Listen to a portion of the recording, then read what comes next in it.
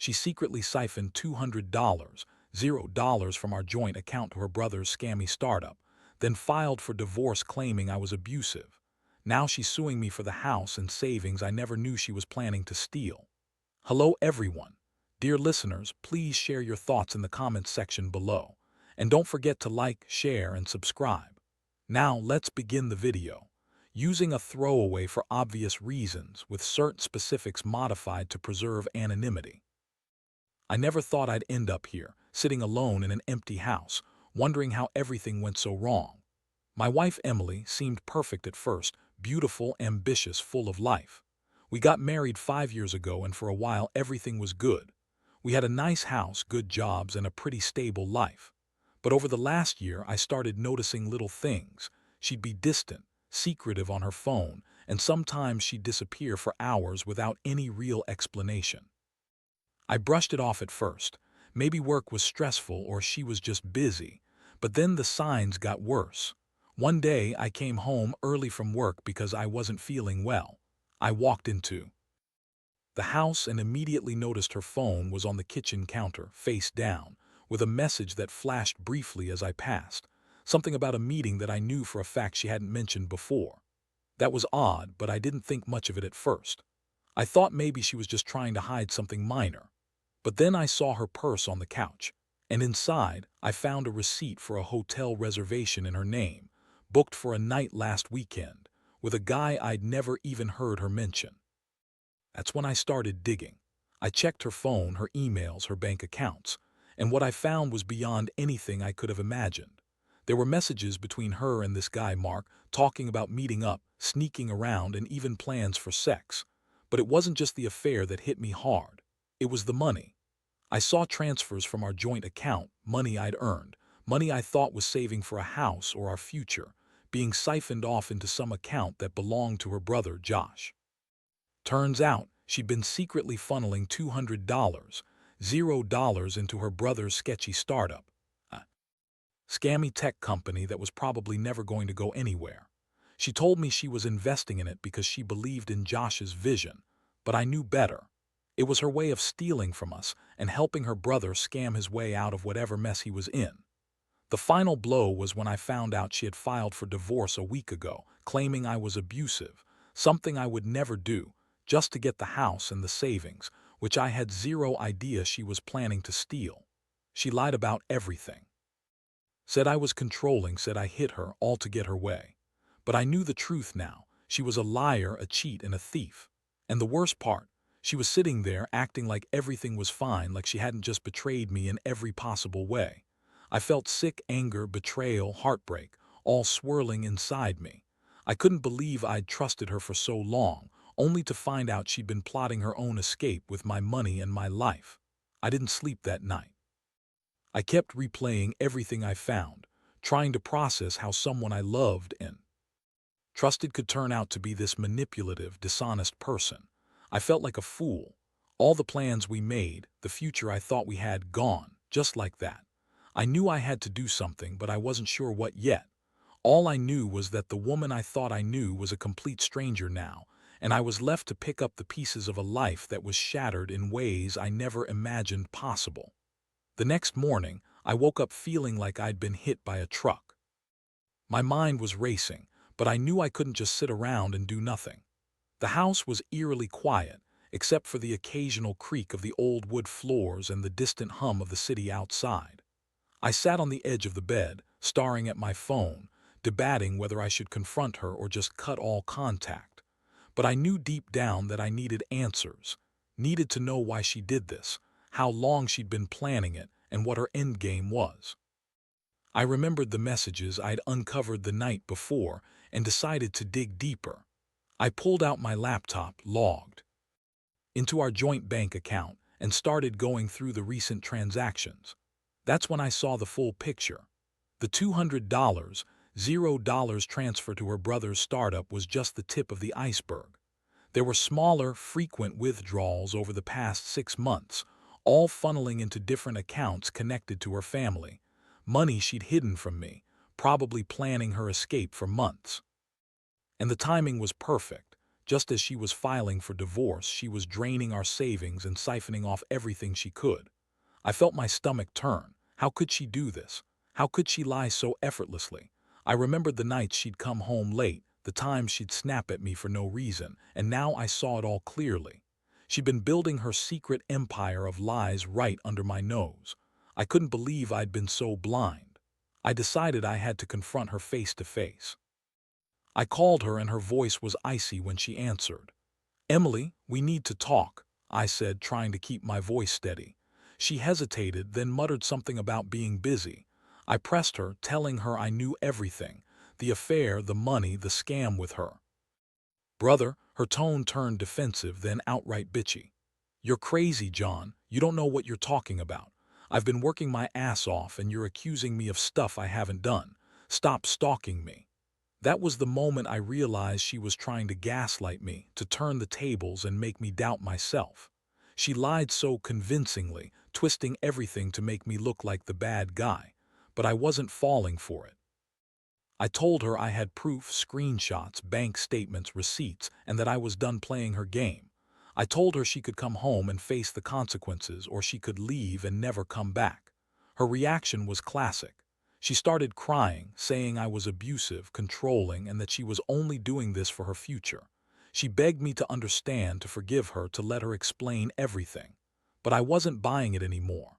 I felt a mix of anger and heartbreak. How could she lie to my face like that? How could she betray me so thoroughly? I'd given her everything, my trust, my love, my life, and she'd been secretly planning her exit all along.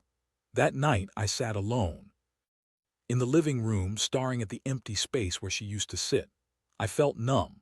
The betrayal cut so deep I didn't know how to breathe.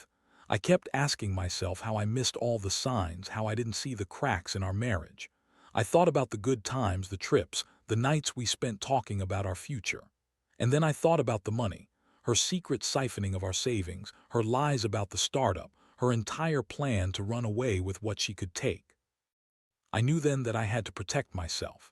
I contacted a lawyer, started gathering all the evidence I'd found, and prepared for what was coming. I wasn't going to let her steal everything I worked for. I also realized I needed to get out of this emotionally.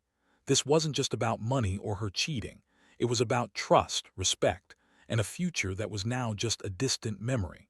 I still remember the sinking feeling when I realized she'd been lying to me for months, maybe longer. The shock, the fury, the sadness, all rolled into one. I'd loved her, believed in her, and she'd used me like a pawn in her game. I'm still trying to process it all, but one thing's clear: I'm not going to let her get away with it. I deserve better. After I collected myself enough to think clearly, I knew the next step was to act. I couldn't let her get away with all this: her betrayal, her theft, her lies. I had to protect what was mine and set the record straight. So I reached out to my lawyer first thing in the morning. When I explained everything, her affair, the siphoned money, her plans to divorce, I could hear the concern in his voice. He told me I had a strong case, especially with the evidence I had. Still, he warned me it wouldn't be easy. She was manipulative, and she'd probably try to spin things her way. I spent the next couple of days gathering every shred of evidence I could find. I saved all the bank statements, screenshots of her messages, emails. I even hired a private investigator to look into her activities, just in case. I wanted to be prepared for whatever she threw at me. Meanwhile, I kept my cool outwardly. I didn't want her to see I was breaking inside, even though I was on the verge of losing it. Then came the day I finally confronted her face to face again. I told her I knew everything: the affair, the money, her plan to leave, and that I was done playing her game. I told her I was filing for full custody of the house and the savings that she'd been secretly siphoning. Her reaction was explosive. She started screaming, calling me a terrible husband, a control freak, and accusing me of all sorts of things I never did. She said I was abusive, that I'd been hitting her even though I'd never laid a finger on her.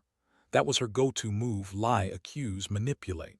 I just looked at her and said, "You've lied enough. I've seen what you've done, Emily. You're not the person I thought I married. You've been screwing around, stealing from us, and now you're trying to spin it so I look like the bad guy. Well, I'm done listening to your bullshit." She snapped, tears streaming down her face, but her eyes looked cold and calculating. I knew she was trying to keep her grip on the situation, but I refused to let her. I told her I was going to take everything she tried to hide, and I'd make sure she paid for every cent she stole from us. I could see her panic, her facade cracking for just a second. That's when I realized she was scared that I'd actually follow through. Over the next few days, I filed the paperwork for divorce, citing her infidelity and financial misconduct. I also filed for a restraining order, just to keep her away from me and the house until everything was sorted. I felt a strange mixture of relief and dread. Relief because I finally knew the truth and I was taking back control. Dread because I knew this wasn't going to be easy. She was cunning, relentless, and she had a lot to lose. Meanwhile, I kept my guard up. I didn't trust her anymore. Every message, every phone call, I was ready for her to lie, twist, or manipulate her way out of it. I also started talking to friends and family, telling them what was happening. The support helped, but inside I was still battling a whirlwind of anger, sadness, and disappointment. I'd given her everything, my love, my trust, my future, and she'd spit in my face and try to walk away with everything we'd built. One night I caught myself staring at the house, thinking about all the memories inside. The laughter, the quiet mornings, the plans for a better life. Now it felt like a prison. I wondered how I could have been so blind, how I missed all the signs. But I also knew I couldn't change the past. All I could do was focus on moving forward, protecting what I still had left and making sure she didn't get away with it. I realized that the biggest lesson here was trust, how fragile it is and how easily it can be shattered. I also learned that sometimes the people you love the most can turn out to be the ones who hurt you the deepest. But I also learned that I'm stronger than I thought and I won't let betrayal define me. I'm still in the middle of this mess, still fighting to get my life back, but I refuse to give her the satisfaction of breaking me completely. I'll rebuild, one step at a time. The court date finally rolled around, and I knew this was where everything would come to a head. I had spent days preparing my case, gathering every document, every shred of proof, and lining up witnesses, friends who knew about her affair, my lawyer who had been relentless in building the strongest possible argument. I was exhausted, emotionally drained, but also oddly relieved.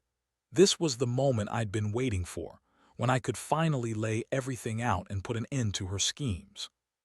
She showed up at the courthouse looking confident, dressed to impress, with her typical bitchy smirk plastered on her face. She tried to act like she was the victim, crying, claiming she was misunderstood, saying she only did all this because I was so controlling and mean. Her lies were pouring out faster than I could process. She insisted she was the one who'd been wronged, that I'd been abusive and manipulative. But I had my evidence, screenshots of her affair, bank statements showing the siphoned money, her own messages bragging about her plans. The judge listened carefully as I explained everything: her affair, the money she stole, her attempts to manipulate the court, her lies about abuse. When it was her turn, she spun a different story, crying about how I'd been so terrible to her, how she'd only been trying to make a better life for herself. But her words rang hollow, especially since I had all the proof of her deception. I saw her falter just a little when I presented the bank statements, the transfers, the messages. Her confident smirk faded a bit, replaced with a flicker of panic. In the end, the judge granted me full custody of the house and the savings, and ordered her to return the money she siphoned off. The court also issued a restraining order barring her from contacting me or coming near my home. I felt a strange mixture of relief and exhaustion. It was over, at least the legal battle was, but the emotional scars stayed. After the court session, I sat in my car for a moment trying to process everything. I looked at the documents, the court papers that now officially declared her a liar and a thief.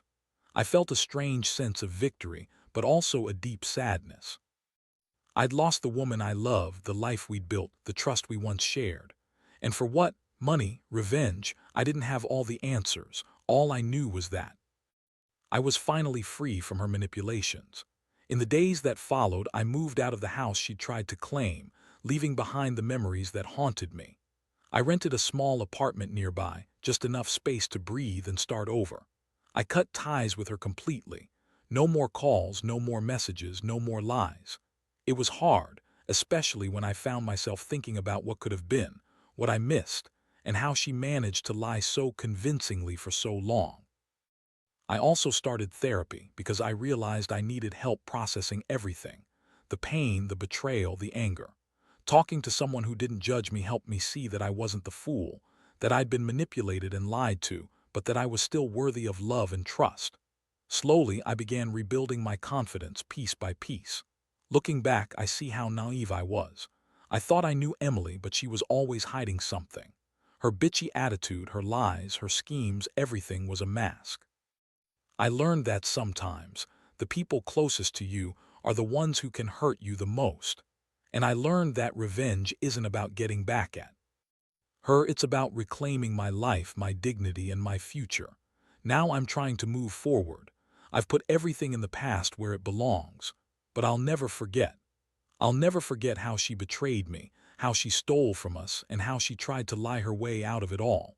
If there's one thing I want others to take from this, it's that trust is fragile. Be careful who you let into your life, and always keep an eye on the things that matter. Because sometimes, the biggest betrayal comes from the people you trust the most.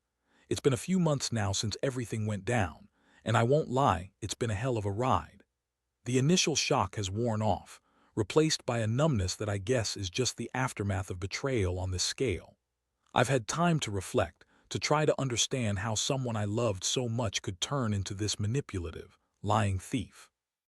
But honestly, some days I still wake up angry, still replaying her lies, her sneers, and the way she tried to gaslight me into thinking I was the crazy one.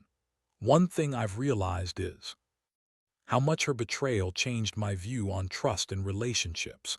I used to believe in honesty, in sticking through tough times, in giving people the benefit of the doubt. Now I see how dangerous that can be when someone is willing to lie and cheat behind your back. It's a hard lesson, but I'm trying to take it as a wake-up call. I've become a lot more cautious about who I let into my life and what I'm willing to overlook. Financially, I'm still cleaning up the mess she left behind. The court ordered her to return the stolen money, but honestly, I don't expect her to pay it back anytime soon. I've talked to the bank and my lawyer, and we're working out the best ways to recoup what I can. It's frustrating because I know she's probably hiding assets or trying to avoid paying what she owes. That's just her style: lie, manipulate, escape. But I refuse to let her get away with it entirely. I've started saving again, slowly rebuilding my savings, and I've taken steps to secure my accounts better. I've learned that money can be a tool for both destruction and recovery, and I plan to use it to rebuild my life. Emotionally, I'm still healing. Some days are better than others. I've started dating again cautiously, and I realize how much I need to trust myself now more than ever. I've become more aware of red flags, more protective of my boundaries. I don't want to be naive again, but I also don't want to shut myself off entirely. I know I deserve happiness, even after all this chaos. It's just going to take time. The hardest part is dealing with the aftermath of her lawsuit, trying to claim the house and savings she never really had a right to. I've had to go through lawyers, court hearings, and endless negotiations. It's draining, but I keep telling myself that I'm fighting for what's fair. The house was meant to be our future, and now it's just a piece of what's left after her greed and lies. I'm determined to hold on to what I have left and to rebuild from the ashes. I've also been trying to reconnect with friends and family more. They've been my anchors through all this. Without their support, I don't know how I would have made it. They remind me that I'm not the fool, that I was just caught in a terrible situation with someone who turned out to be a master manipulator. Their kindness and honesty have helped me see that I'm not alone, and that I will come out of this stronger. Honestly, I still have moments of anger and sadness, but I'm learning to accept that this is part of the process. It's a long road, and I know I'll have good days and bad days, but I refuse to let her take any more from me, emotionally or financially.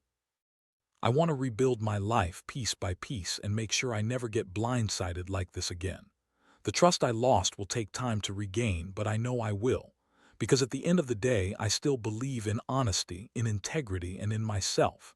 And that's what keeps me going. Now, looking back, I realize how much I've learned from all this chaos. Betrayal on this level changes you, no matter how tough you try to stay strong. I've come to accept that I was blindsided, but I also understand that I can't control other people's actions, only how I respond to them. I've learned to trust my instincts more, to pay attention to the small signs I once ignored, and to value honesty above all else. One thing that sticks with me is how her lies almost destroyed everything I built. The money, the house, the future we thought we had gone in an instant. But I also learned that I'm resilient. I've survived the worst and I'm still standing. I don't see her as a villain anymore, just someone who made terrible choices, and I hope she finds whatever she's looking for in her own way. As for me, I'm rebuilding my life with a sharper eye and a stronger heart. The process of healing isn't linear. Some days I feel like I've moved on, and other days I wake up angry all over again. But each day, I remind myself that I deserve better. I deserve honesty, respect, and a partner who genuinely cares about me, not someone who uses me for her own gain. I've started dating again, cautiously, but with a clear sense of what I want and what I won't tolerate. Financially, I've taken steps to secure my future. I've changed passwords, improved my credit, and cut ties with anyone who might threaten my stability. I learned the hard way that money can be a tool for manipulation, and I won't let anyone else control my finances again. I've also become more cautious about who I trust with my heart and my wallet, less naive, more guarded. That's not a bad thing. It's just part of growing after being broken. Most importantly, I've realized that forgiveness isn't about forgetting or excusing what happened. It's about accepting that I can't change the past, but I can control how I move forward. I forgive her for what she did, not because I think she deserves it, but because I refuse to carry that bitterness with me forever. Forgiveness is for myself, to free me from the chains of anger and resentment. I want others out there to know that betrayal can come from the people you trust most, and it can shake you to your core. But you can survive it. You can come out stronger. Protect yourself, trust cautiously, and never lose sight of your worth. No matter how dark things seem, there's always a way forward.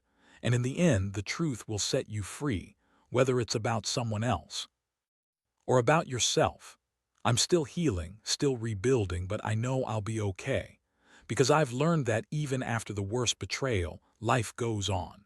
And sometimes, the only way to truly move on is to face the pain head on, learn from it, and keep walking forward.